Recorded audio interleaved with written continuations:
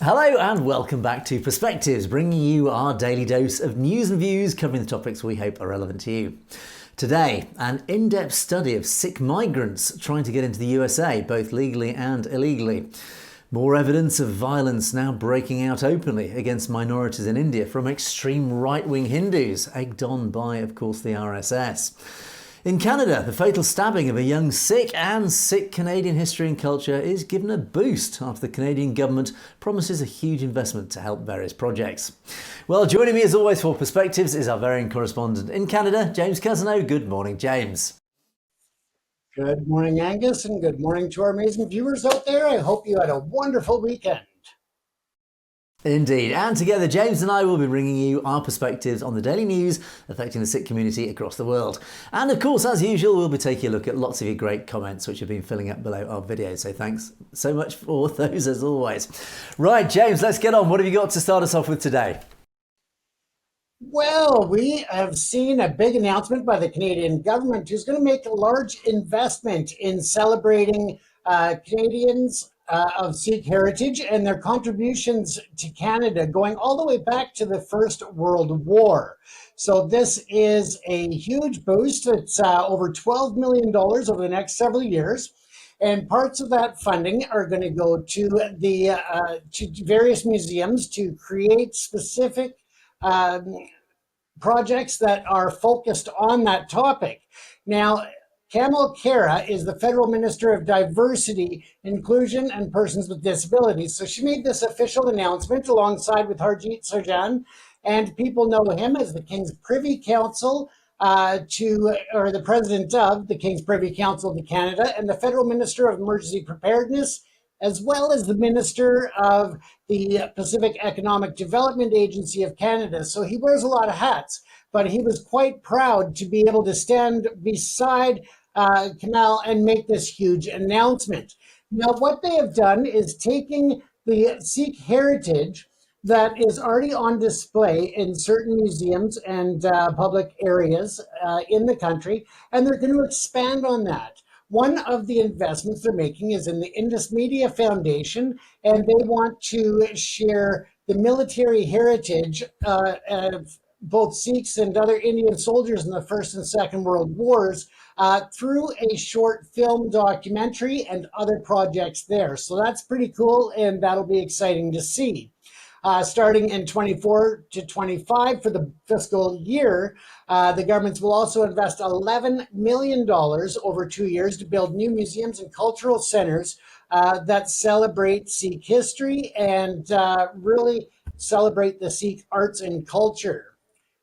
It's pretty exciting news in the Royal Ontario Museums project to create a space in Toronto dedicated to Sikh arts, culture, and heritage as well. And that's a part of that overall funding that they're talking about. Now, Kira said that Sikh history, and I'm going to read this from the article here, Sikh history is Canadian history. It is history filled with immense resilience, compassion, determination, and strength. The investments in the budget 2024 will ensure that the story of Sikhs in Canada and the many incredible contributions that Sikhs have made to our country are known now and for generations to come. So this is a great step forward in recognizing all of those who died in the name of peace and protection of our country, to defend our Charter of Rights and Freedoms, and to bring peace around the world. So it's very exciting. And this article goes on to just explain a bit more about the areas that the money and the future galleries will end up. So as you can see, though, it is a huge investment by the Canadian government to recognize and show appreciation for the history and the commitment of the Sikhs in Canada. And yeah, definitely something that needs to be taught for generations to come, Angus, as we've discussed previously about how the younger generation may not be fielding all of this information and absorbing it as to how important the Sikh impact was during the world wars, as well as building Canada as a nation with us. Yeah, it's fantastic to see actually, and I think it's a hugely significant move by the government to invest this level of money into something like this. I think it sends a very good message, a very positive message. Yeah, we talk about the young generation. They need to be educated about the contribution the Sikh community have made to Canada, and not just Canada, but the whole of North America. But it's also, there's many in the older generations who actually either don't know or have forgotten, what the Sikh contribution has been, particularly during those world wars. And of course, their contribution was massive. And yet, a lot of their achievements and a lot of their contributions is forgotten. Not deliberately, it just fades away. So it's important that people are educated of all ages and reminded of what that contribution was. And we must, of course, remember that Canada and the USA are both countries built upon immigration.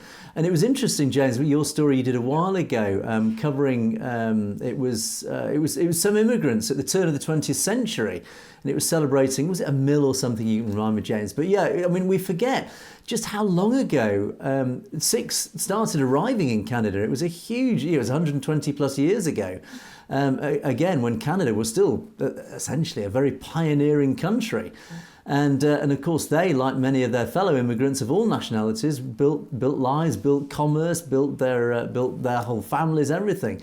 They built the foundations of what is now today's Sikh community. And of course, that Sikh community is very large and it's growing, and they are having a greater influence on politics, on the economy, on society. And it's always been a very positive contribution. So no, I think this message from the government, which has materialised in a simple, straightforward investment, is fantastic. A very positive story to move forward. I thought that it was just amazing that they are given that recognition finally. And I mean, we've talked about the history, the different gurdwaras, and the impact they have on not just the soldiers, but also what they've done in the community after floods and wildfires. And just, the list goes on and on, how of a significant role they play in a part of our community. And we're all one community. So it's great to see that being recognized. I'm going to move on to the next story here, Angus, and it's not such a cheerful story, unfortunately. It is actually another death of a Punjabi in Canada. This time it's happened in the city of Edmonton in Alberta. And this individual was working, and I'm just going to switch over here with Sorry about that. Okay, so we're just going to switch over to the story here on the screen so that you can follow along with it. Now, Jashandeep Singh Man was stabbed to death, and he was in a parking area in the downtown core. A 40-year-old delivery driver had apparently attacked him. We don't know what precipitated the event. We don't know any of the details and specifics yet in terms of what caused the attack or why this person would go and kill him. What we do know, as I said, is that it's a 40-year-old male. He's a delivery driver in the Edmonton area, and he got into some kind of altercation, pulled a box cutter out, and effectively he did kill Mr. Mann. And the whole community is at total disbelief that this has happened in the city. He was a young student. He was going to school, working part-time, delivering, I believe it was food for one of the main skip dishes, or one of those services. And here this truck driver just attacks him and kills him on the street in the mid-afternoon at that. It wasn't even a late night where he's out and unsafe. He's right at 12 noon, the rush of lunchtime, where people are just filling the streets. So for this to happen is just unbelievable. And of course, it goes without saying that his family is devastated in India. His mother has some health issues as well. And as a result of the added stress of this situation of losing her son in such a tragic and needless way, she has been admitted to the ICU as the stress has just been overwhelming on top of her other health issues. So our thoughts, our prayers, and our best wishes go out to the family at this very tragic and devastating time. It's just unfathomable that this is just an ongoing thing that we're hearing about, all this violence, and not just against Sikhs, but against minorities in general. one of Mr. Mann's friends said that he was a good person and a very good student. He left his mother, father, and older brother in India to come to Canada to pursue his studies. And he was working at a family friend's Tim Hortons franchise. So I guess that's what he was what food he was delivering. The Edmonton police say that while Mann was attacked at work, his killer was not known to him. So it's just really just a puzzle right now. And I will find out more details once the courts are open tomorrow. It is expected that he'll make a first appearance. That won't really be anything more than just reading of the charges. But we will be able to look further into the details as well as looking at the court history to see if we can find this individual who's been accused of the crime and see if we can find any history of violence or other criminality that's on the public record. With that stated, the individual, Edgar Wesker, who is the accused, did stay and wait for police at the scene. He was taken into custody, and again, the police did take into their possession as evidence a box cutter. For anyone who's unfamiliar with a box cutter, it's just a plastic handle with a sharp razor blade that comes out for opening boxes and packages for delivery drivers. So they can be substantially increased in size, as well as the fact that they are razor sharp. So it doesn't take much to do some major damage with a sharp blade. Again, our thoughts and our prayers go out to the family, to the friends, to everyone involved in this horrific situation. Because this happened in his workplace or as he was doing deliveries, whatever the exact information was, there's conflicting reports about that. Just as I said, details still trying to be sorted.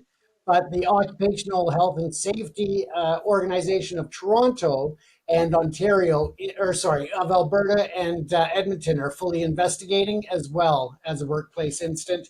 Their job is to look at that not from the criminal end, but as a workplace incident. How can things be made safer? What could have been done to prevent this?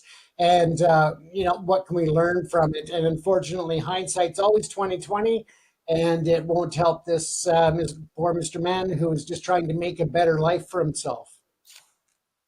Yeah, it's just a very, very tragic story, and it just illustrates how life can literally turn on an impulsive second. That's two lives now destroyed, one life lost, and one life he's going to spend the rest of his foreseeable life in prison, just for what effectively was what turns out to be just a stupid workplace argument. It does, what are the lessons to learn from this? Firstly, I think the simple lesson is just appreciate how random life can be. And when these dreadful incidents, we have this phrase road rage. It's not road rage, it's just life rage. These ridiculous incidents that just suddenly crop up out of nowhere, unpredictable, random events that suddenly spark into arguments. Just how quickly they can escalate into literally life-changing events and life-ending events. And it happens on the road. It happens obviously at night after the bars are closed, etc. But it's dreadful incidents like these. And here in the UK, we have a very strict regulations, obviously to do with arms. So nobody has quick access to guns, for example, which has helped obviously our gun crime. But we have a dreadful problem with stabbings, particularly in the capital city of London. Because knives just become so prevalent that so many people are carrying knives, particularly the young, and obviously it's very linked to gangs and youths running around in gangs. But this incident, it was a box cutter, as you said, James. It was, a delivery driver who just happened to have a box cutter, obviously, in his pocket for his job. An argument that runs out of hand. He reaches into his pocket, pulls out a box cutter, and suddenly a young man, a 22-year-old's man's life is over. His family's devastated, and his own life effectively ruined. He's now going to spend much of the rest of his life in prison. Yeah, it's terribly sad. What do you learn from this? Just try and avoid these situations. Try and avoid these dreadfully random events. Just turn the other cheek and walk away. What can you do? Exactly, Angus. It's a sad situation. One person from Edmonton has started a GoFundMe, but I'll just mention that GoFundMe seems to be on hold right now as they just make sure that the that the individual that started it and that the funds are going to reach the family as the GoFundMe page states. But again, donations on that site are temporarily on hold. The family's going to have a lot of expenses in repatriating the body, the burials, and so much more. So it's hopeful that this is a legitimate GoFundMe because it has raised a substantial amount of money already. I believe it was about $14,000 when it got put on hold. So I'm hopeful that it is legitimate. They're just double checking and doing their thing to make sure. And we'll keep you updated on that if it comes back online after they've verified that it is authentic and legitimate. And then, of course, we'll keep you updated on the story as we get more details tomorrow. Yeah, tragic story. Okay, let's move on then. And first of all, apologies if you hear any weird sounds in the background. We do actually have people in building the new studio. Yes, we are improving and upgrading our studio. So in the background, you might just every now and again hear a power tool. That's all that's happening in the background. So apologies for that if that ruins your viewing pleasure. But anyway, let's move on to my first story. And there's been a really excellent article written in that's been released on In These Times website, and it's an article written by an independent journalist based in India, a lady called Makepeace Sitlu, and it's titled "The Treacherous Paths Out of Modi's India," and it's a fascinating insight. It's a very long article, so I'll just cherry pick some of the key elements of this article. But it's a fabulously written and researched article by this lady about just this mass movement of people over the decades from the Punjab to North America. And she examines in the article, obviously the reasons why. Of course, there's many reasons why, but of course it does point heavily towards the events of the 1980s and 1990s. But it also, she's interviewed many people who have made that crossing, both legally and illegally, into particularly the US, and the problems that they've encountered, and the reasons why they've made that sometimes perilous journey. In fact, one of her main interviewees in the article actually tried to cross illegally, and in the process lost both an arm and a leg through sepsis as they tried to cross the southern border into the US. But I'll quickly go through this article because, as I say, lots of fascinating facts and figures come out of it. Plus also the human element, which of course is a massive part of this.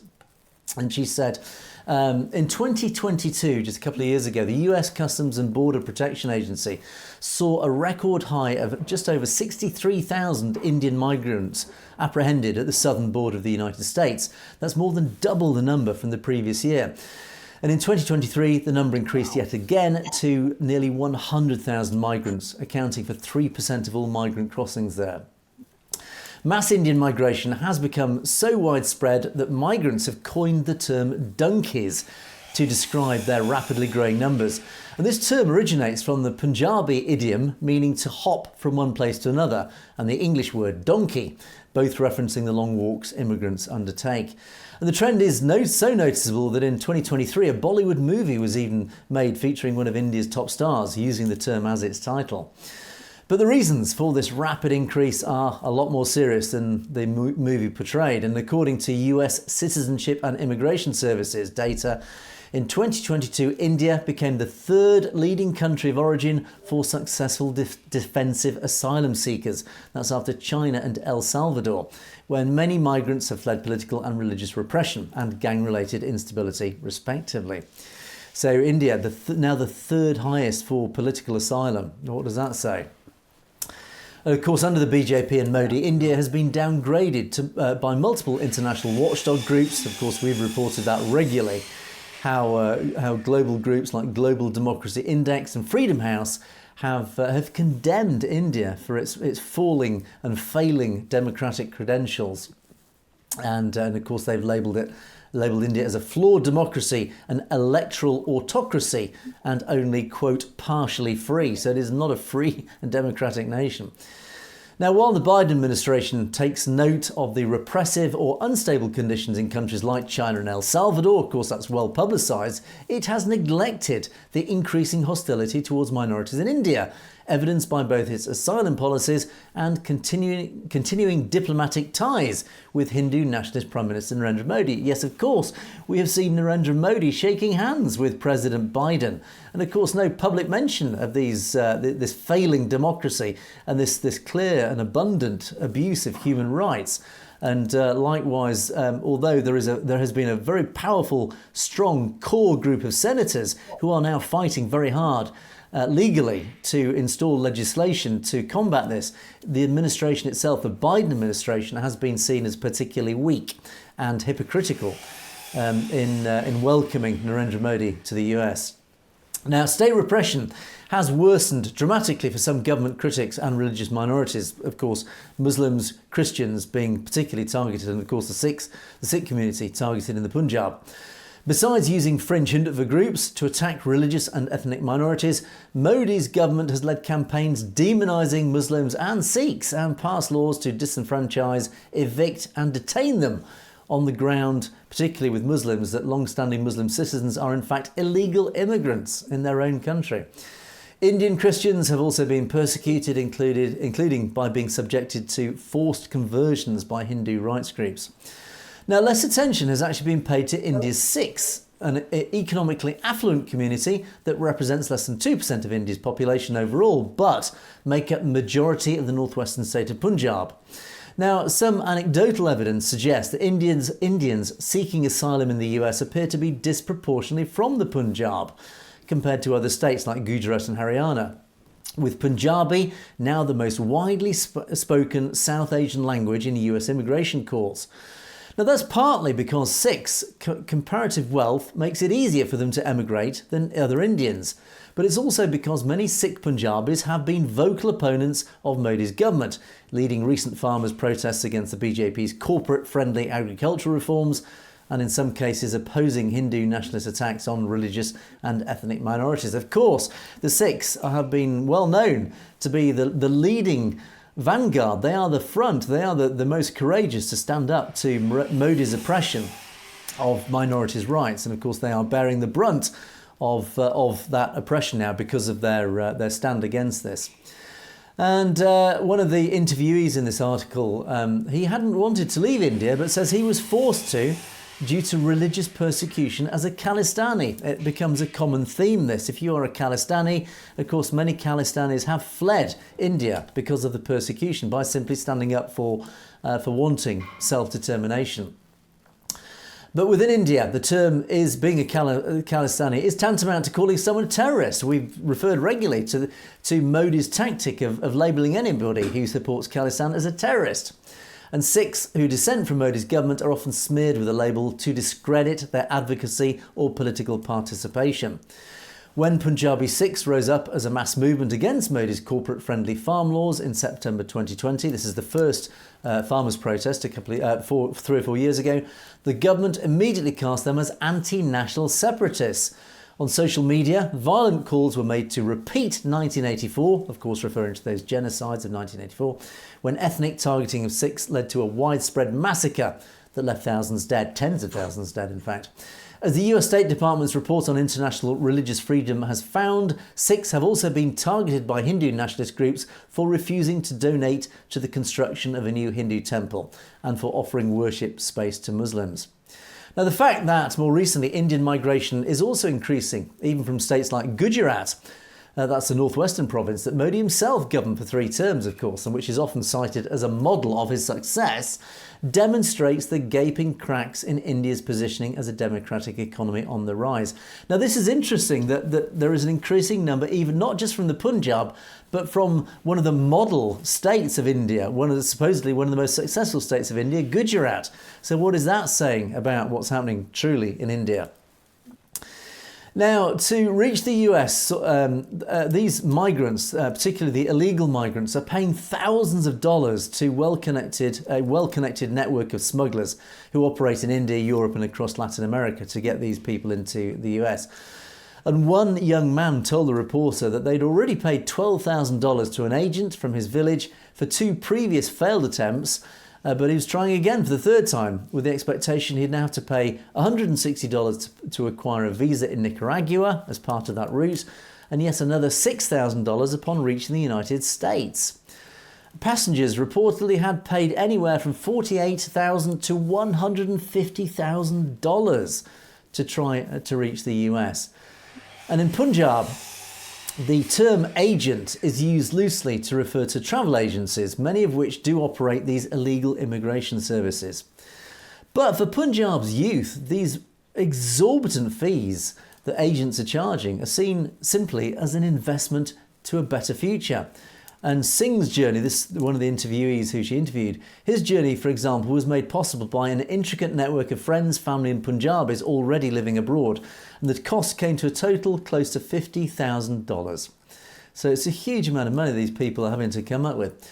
And for Punjab's youth, the exorbitant fees that agents charge, they are seeing as simply, it is an investment in their own future. So they are taking huge loans out to pay for these agents' fees.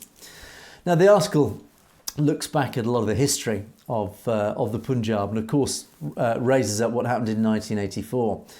And after the massacre, firstly in the Harmandir Sahib, in which tens of thousands of innocent men, women and children were murdered by Indian forces, of course, then followed the genocide later that year after the assassination of Indira Gandhi. And of course, after those massacres and widespread arrests, Sikh families, like many that this lady has interviewed, felt unsafe to remain in India. So, of course, they immediately had no choice but to flee India and this oppression that then followed, that unfolded across Punjab over the 1980s and 1990s. And even today, along Punjab's highways and country roads, advertisements for study abroad visas are ubiquitous. They're everywhere. These early migrations provided both a successful model to follow and the beginnings of a network of neighbours and relatives abroad who then could provide support both for those who might follow in their footsteps and those who stayed behind. And today this network keeps Punjab's eastern Doaba belt wealthy, despite its smaller share of farmland.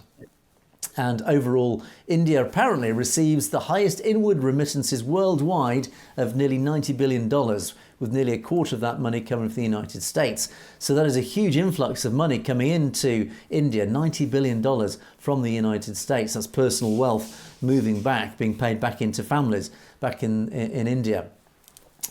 Now, a former asylum officer said that around the 1990s, and of course this is the peak of the dreadful oppression in the Punjab when the extrajudicial killings were at their highest, and the oppression from the security forces, law enforcement forces, where people literally were disappearing by their hundreds every week. So this person said that around the 1990s, Sikh asylum claims peaked in the San Francisco office. Part of today's donkey phenomenon traces back to those tumultuous years. This journalist said that there's a prevailing sense of despondency now among Sikh youth, feeling that they lack control over their state or their future. Among many factors, there's also intergenerational trauma from what happened in the 1980s and 1990s. And of course, when we talk, James, a lot about how it's important that these stories are passed down to the young generation, that the young generation are made completely aware of what happened in the Punjab throughout the 80s and 90s, that dreadful abuse of the Punjabi community. And one of these persons that the journalist interviewed said that they always felt insecure living in the Punjab, given the mysterious death of his grandfather in the late 1990s, one of thousands. He went out one evening for a stroll and never returned. The next day, the police brought his body, saying that he was killed by Khalistani militants. Again, this was a very common tactic used by law enforcement, in that there was these extrajudicial killings where people would literally just disappear. And in fact, they'd just been taken out into the countryside and murdered by policemen. And then, of course, the bodies taken back to the family, said, oh, sorry, he was killed by Khalistani militants. And it was a free-for-all, this massacre. So, of course, as a result of that, people then just packed up their bags and left and fled to places like the United States. But unfortunately, more recently, these tensions have returned to haunt a new generation, as the Modi government has invoked the Khalistan movement as a scapegoat for contemporary dissent. So, of course, Narendra Modi is using these same tactics from the 1980s and 1990s, and a new generation of young Punjabis are now feeling this oppression, this increasing oppression. And they are being made scapegoats, and being Khalistanis, being proud Khalistanis, they are now being labelled as terrorists. What a familiar story. So, of course, in 2020, after Modi was re-elected, he rushed 3 farm and commodity reform bills through Parliament that favoured private companies over farmers. And this is very relevant to the conversations that we've had recently about farmers' protests and, of course, the agriculture in the Punjab. And that this legislation that's been passed through is now benefiting the larger corporate farmers, not the individual farmers. And this does actually answer one of the questions, Jones, that we discussed, is what is happening in the Punjab agriculturally. Well, it does appear, yes, of course, these reforms, unsurprisingly, Modi's mates are now benefiting. It's the big corporations that are benefiting from this new legislation. And of course, the Sikh farmers were at the forefront of these protests. They have been the ones courageous enough to stand up and protest against this biased legislation. And since Modi took office in 2014, there have been, James, as you reported, 112,000 Indian farmers who have committed suicide as a result of these reforms and these problems. And the nationwide protests were led largely by the Punjabi farmers. The Modi government then responded by labelling the protesters as Khalistanis, backed by Pakistan. Yes, a familiar accusation. Here we go again. Of course, it's backed by Pakistan and its intelligence services. Of course, Khalistanis are terrorists. Yes, it's an old tactic that is losing its credibility.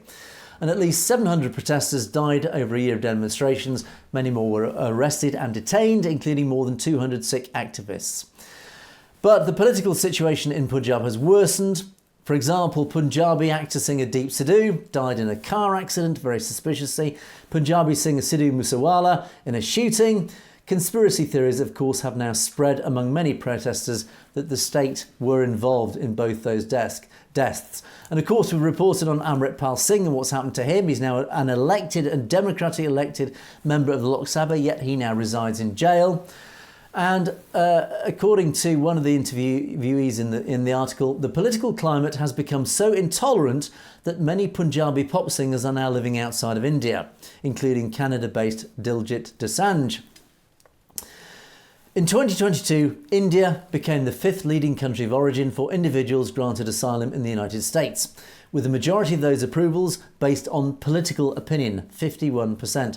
So more than half of those seeking asylum in the US are leaving India and seeking political asylum. What does that say about India? Supposedly a democratic country. That's a powerful statistic. India, that claims it is a democracy, it is a free country, yet 51% of immigrants coming to the US are claiming political asylum. You would expect that from Russia or China, not a country like India. Sikhs have been increasingly profiled by the BJP government, both online and in real life. And amid the protests, violent calls for the repeat of 1984 went viral. Yes, this is Hindutva, basically calling for more genocides against Sikhs. But these developments aren't closely tracked by the sources that US immigration courts tend to rely on, because they're not recognising what's going on, whether this is deliberate or otherwise. I think it's more just a weakness of the US administration. They're not recognising actually what's going on. And Sikhs seeking asylum in the US face a complicated judicial process that may not recognise the historical, political and social context of their experiences. This has been improved by the Sikh coalition, who have gone to great extent to try and change things, because, of course, Sikhs trying to get political asylum in the US are finding all these obstacles, because the US doesn't recognise India as a Russia or China. The US are almost saying, well, why are you fleeing? Because we don't see these problems. But of course, organisations like the Sikh Coalition are now trying to change that, and huge groups of Sikh lawyers who are working with the Sikh Coalition are trying now legally to change all the definitions and change awareness within law enforcement and immigration services that, yes, India is presenting a political danger to many people, particularly from the Punjab.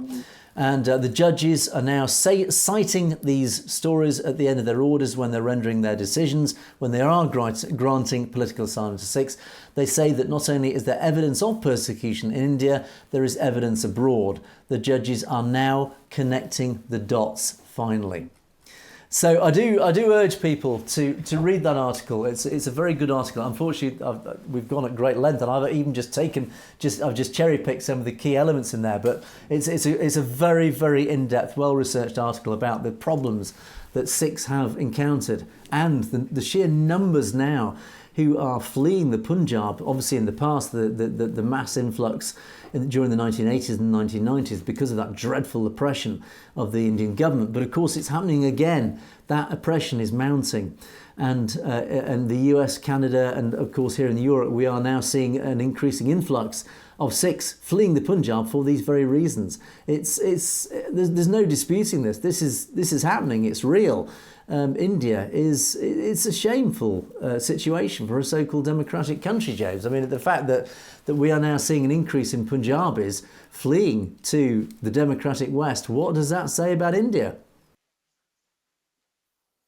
Absolutely. And this is something that we, as the program hosts here, want to also continue to do our part to raise awareness of the human rights atrocities and the political risks to people's lives, especially the people in Punjab and Sikhs. It's just, you go back to 1947 when the Muslims fled India to Pakistan and the Sikhs fled back. And it's been going on since then, the persecution and the just atrocious treatment of Sikhs and minorities in India. We're doing our part, but we also encourage others to get the word out there and make sure that not only the judges, but society as a whole knows what is going on with India's human rights abuses. I mean, when Rihanna and Justin Bieber and, artists like that are taking, 9, 10, $11 million to do one private show for a billionaire that's so tightly intertwined with Modi, and the breaches of human rights, that is a real problem. And that shows a lack of understanding and awareness around the world from people at all levels. Yeah, and I think ironically, a mistake by Narendra Modi was transnational repression and the assassination of the Khalistanis overseas, because, short term, he thinks he's solving a problem. Long term, all it's done is it's now turned focus back on India, because most people didn't realise there were any problems with India. They just assumed, it's that democratic country out in the Indian Ocean somewhere. And people were not aware of it and frankly didn't care. But suddenly now that Khalistanis are being assassinated on their own soil, people are waking up saying, hang on a second, what's going on here? And of course, with the great work that people like the Sikh Coalition and all the other Sikh organisations are doing, particularly politically, to raise awareness of this lack of democracy and this failing democracy in Narendra Modi's India, people are now starting to realise, hang on a second, there actually is an issue here. And of course, the legal profession is recognising it, as I said in this report, that the judges, of course, are now recognising it in the asylum courts. But it's now the greater population, the general public, are now starting to become aware that India is not just this democratic nation that Narendra Modi is claiming to be, that actually there is a real problem, that it's becoming more of a banana republic than a Western democracy, unfortunately. So, that's right. Okay.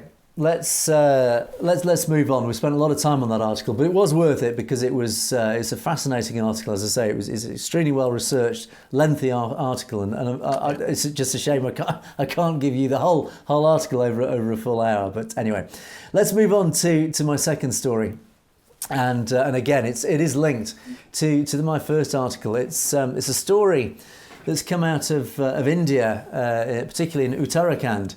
And it is appearing there's more and more evidence that India's far-right Hindus are really turning more publicly against the minorities. It's not just so subtle now. It is spilling out into more public situations. And this particular news article refers to many people, particularly from the Muslims living in Uttarakhand, who've come up against this hate and this violence, actually, this overt violence.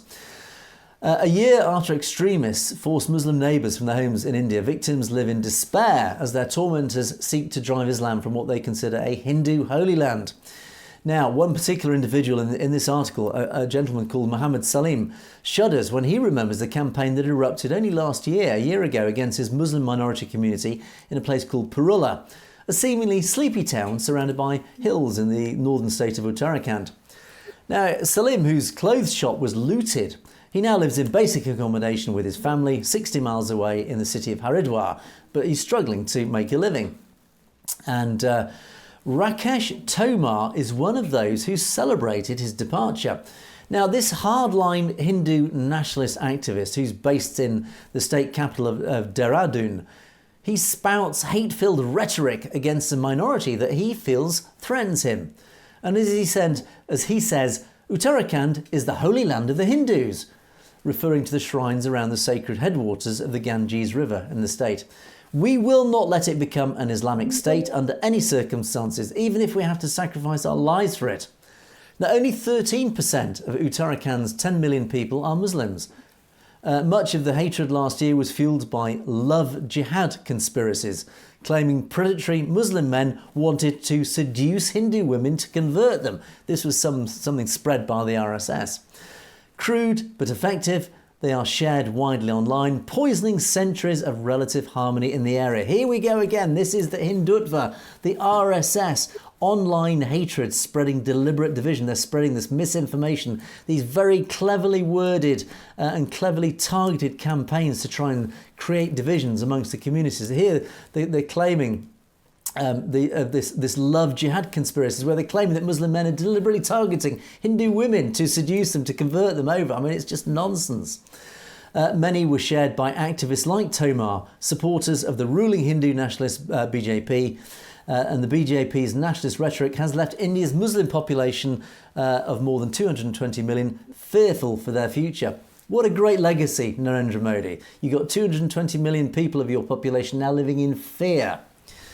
And Tomar sees himself on a front line to stop what he alleges are Muslim efforts to take trade from Hindu businesses.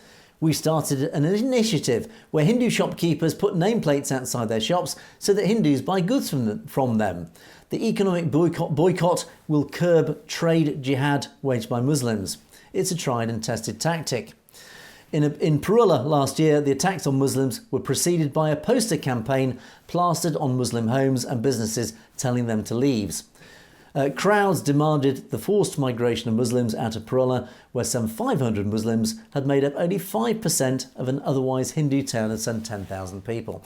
Now, what is that other than it's just, this is the right-wing RSS laid out bare. This is their tactics, dividing what was previously a very happy community, integrated community, all living quite happily side by side in peace. And because the RSS has been spreading this hatred, have got these deliberate campaigns to turn impressionable people like this Tomar character, to turn them into Muslim haters. They're now going actively out there to attack their Muslim people, the Muslims living in their own community, this tiny minority in their community who are living there quite peacefully.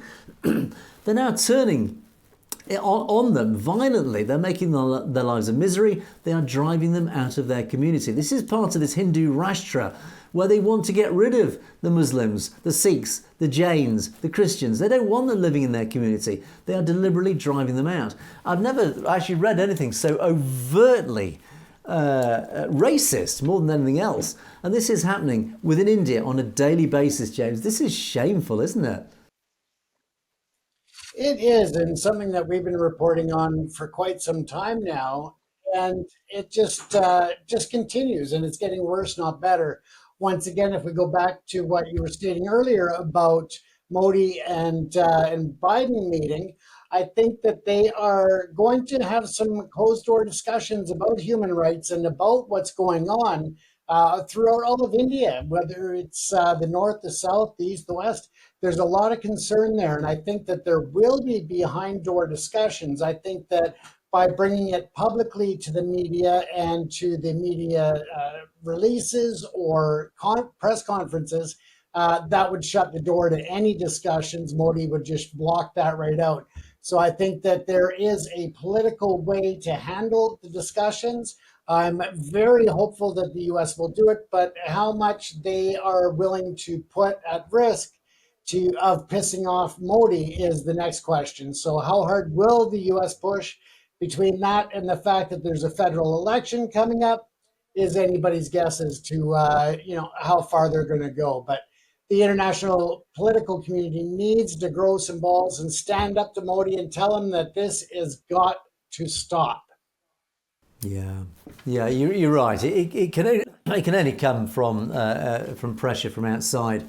I think that Modi needs to realise if he wants a seat at the top table, he's going to have to clear his own plate at home because it's pretty shameful. This, I mean, one piece of legislation which is going through Parliament in India at the moment, which I believe has created a huge amount of controversy, and it's referred to in this article, is this requirement for all restaurants to put a nameplate outside saying what ethnicity, what name is the owner, and essentially by implication what ethnicity the owner of that restaurant or cafe is, and therefore it's a charter for racism. It means that Hindus, as it says in this article, Hindus will only shop at Hindu establishments. And what does that mean for India's economy and the minority and how they succeed commercially? It's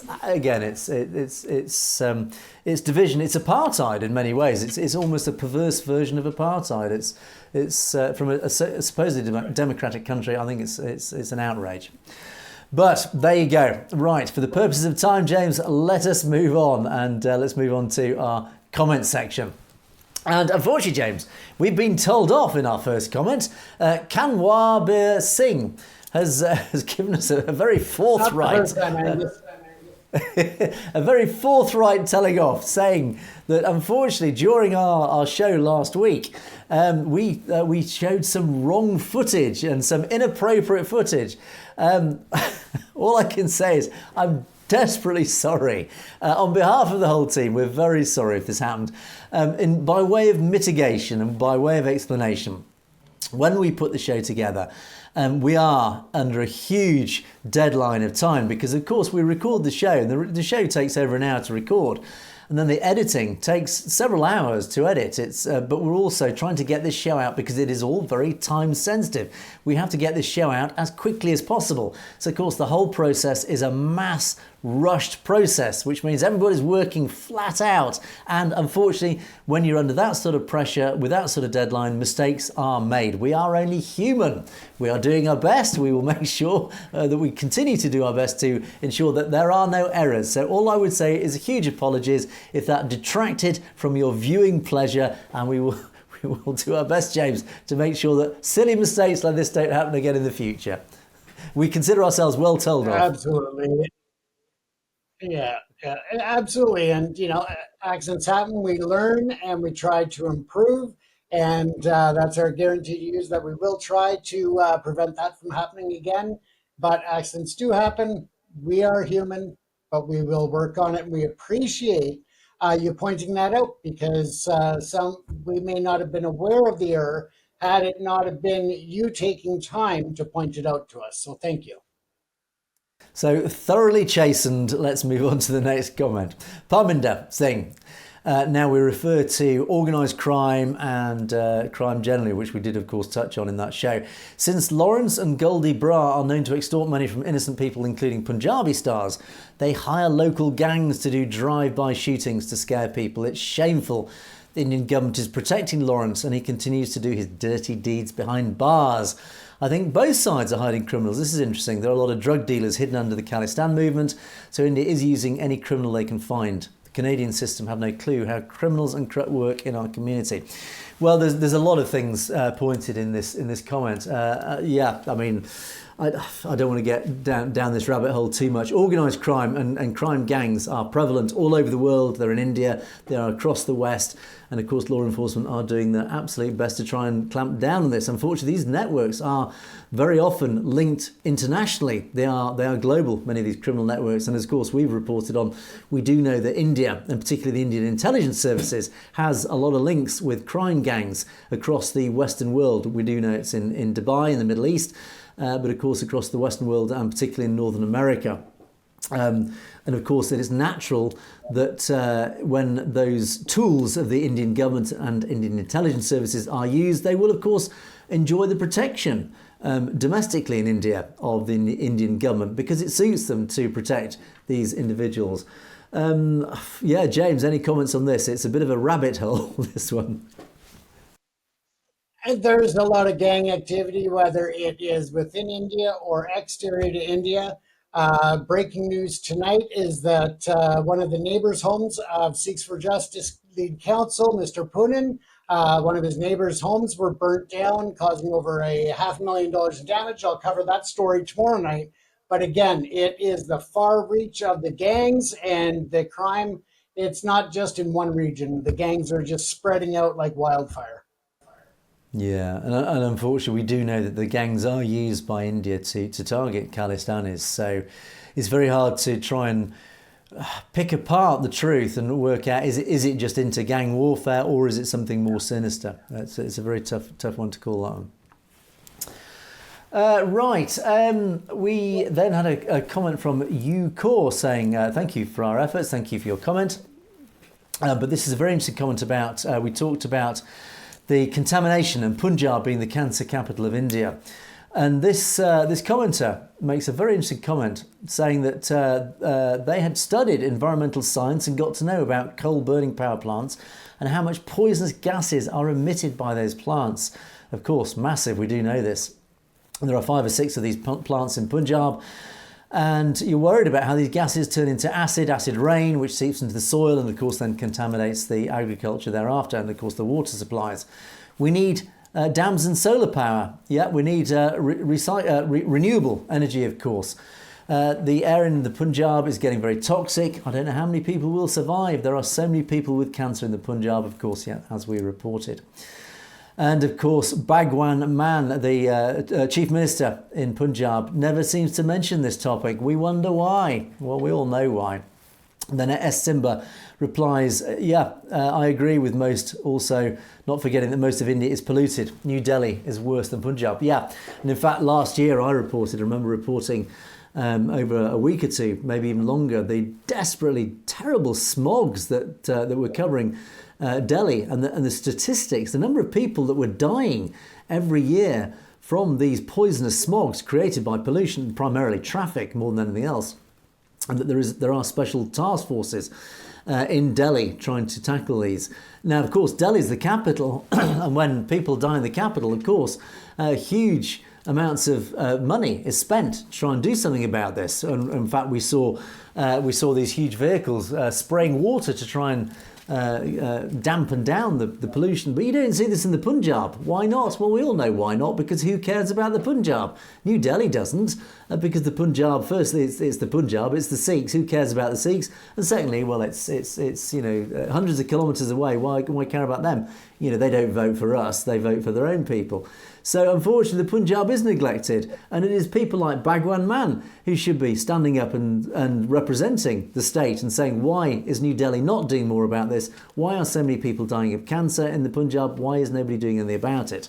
Unfortunately, James, the Punjab is politically forgotten, neglected and not cared about. It's no surprise, really, is it?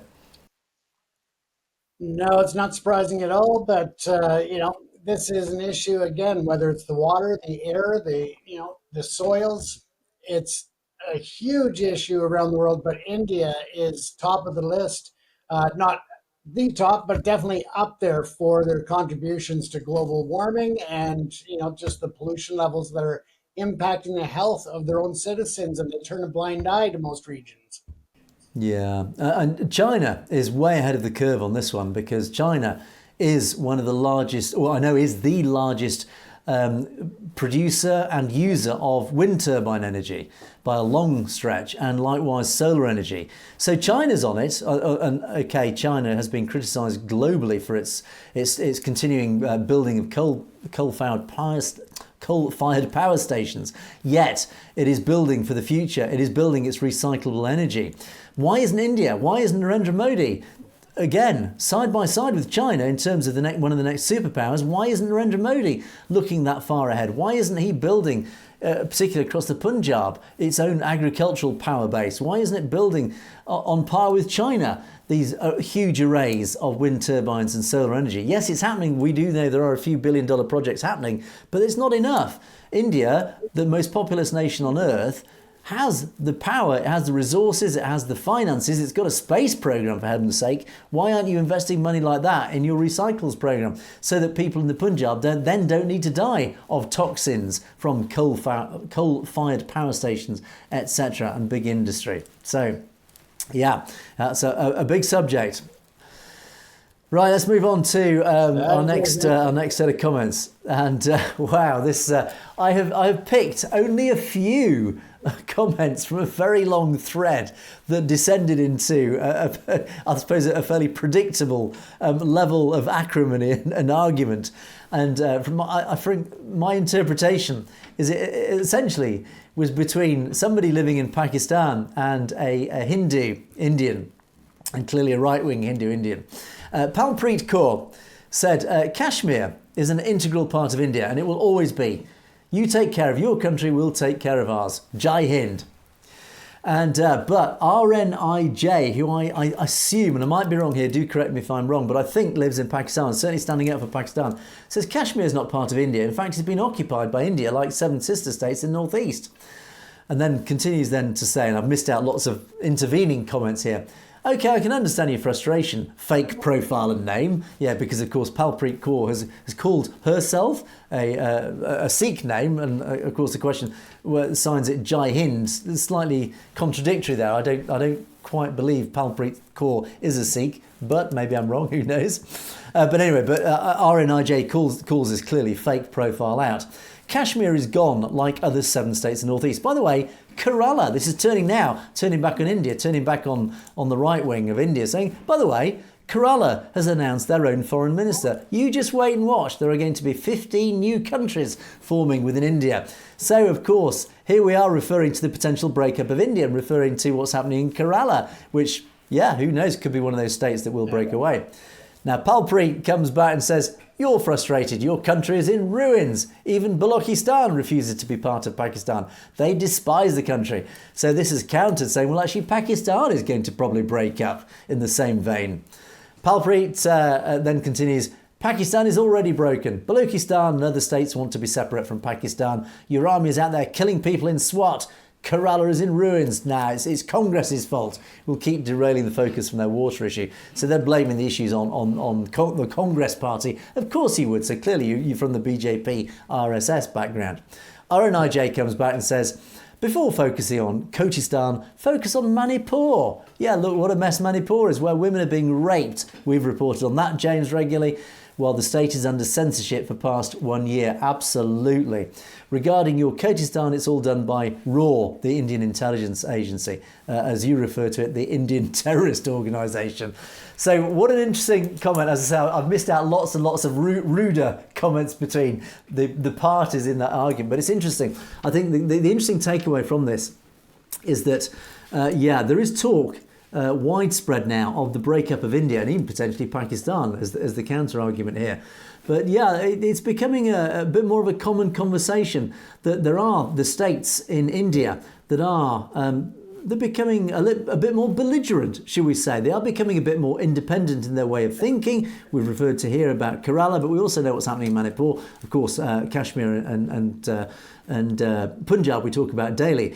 There are these states, Tamil Nadu, again, another one that even threatened to break away because of what it saw as unfair finances in the Indian governance. They weren't getting back what they were putting back into India. They're saying, well, we'll break away if you don't pay us back what we should be being paid, etc. So all these, James, are signs that all is not happy in supposedly united India. And in reality, even more people are pointing out that one day India could yet break up.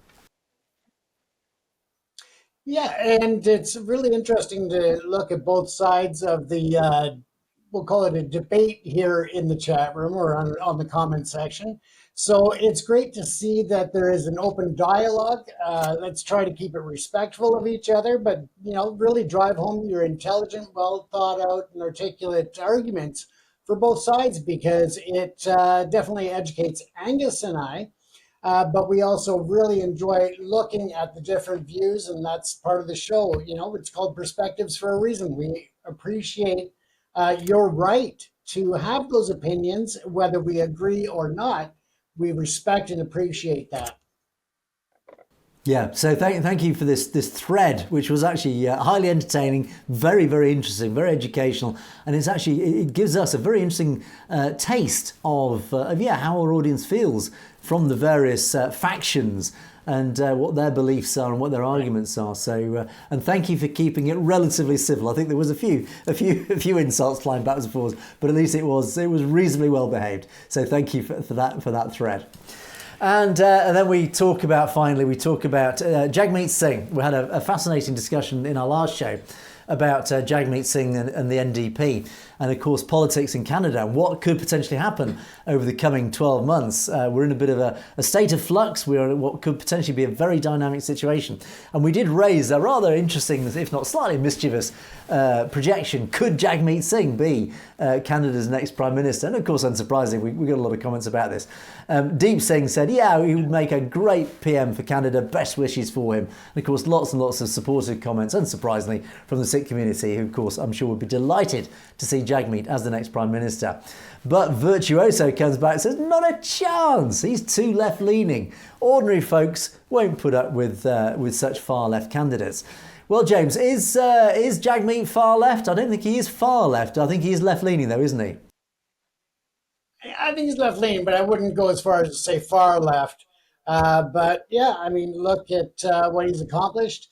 A lot of people in Canada are very angry about him breaking away from the Liberals in that agreement, but he had warned them ahead of time, gave them a full heads up. If you go against the Charter of Rights and Freedoms and the rights of employees and employers to resolve their contractual issues together and without interference, then he told them, we will break up and walk away if you interfere, and the Liberals interfered.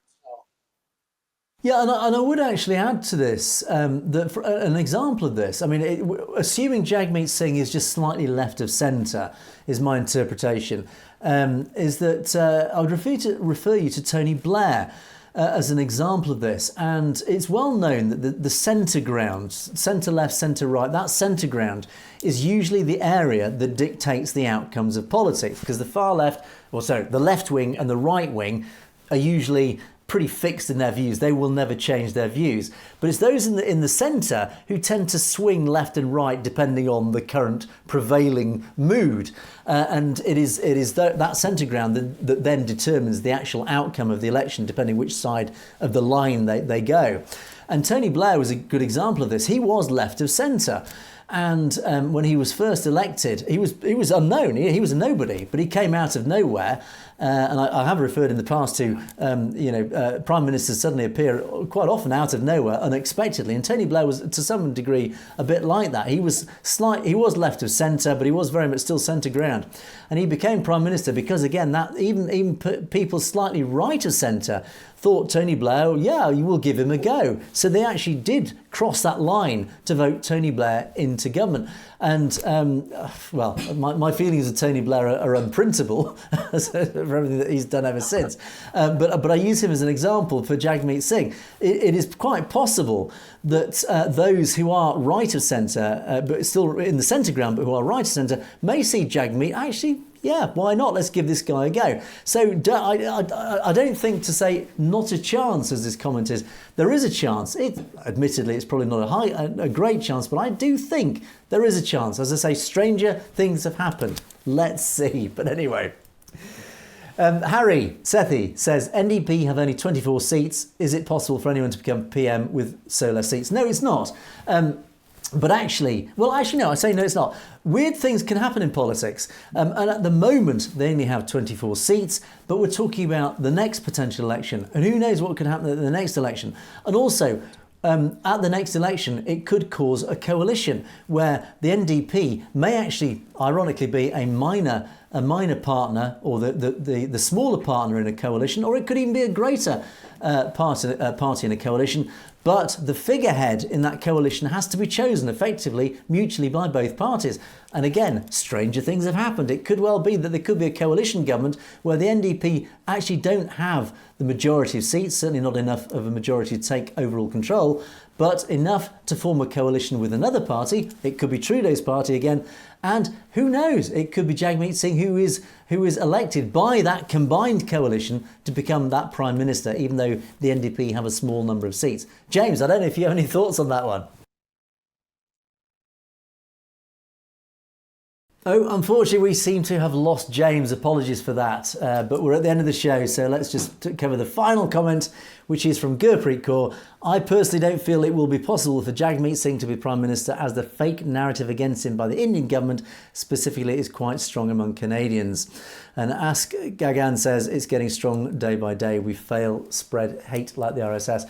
Yeah, unfortunately, the only counter to that is people like us have to get the truth out there. We have to get the better message out there. All of us in our audience have to spread that message and counter the fake narrative that comes out of India, and ensure that people like Jagmeet Singh and all our public profile figures, our high profile figures, are not then smeared by misinformation, etc. So wherever you see misinformation, call it out.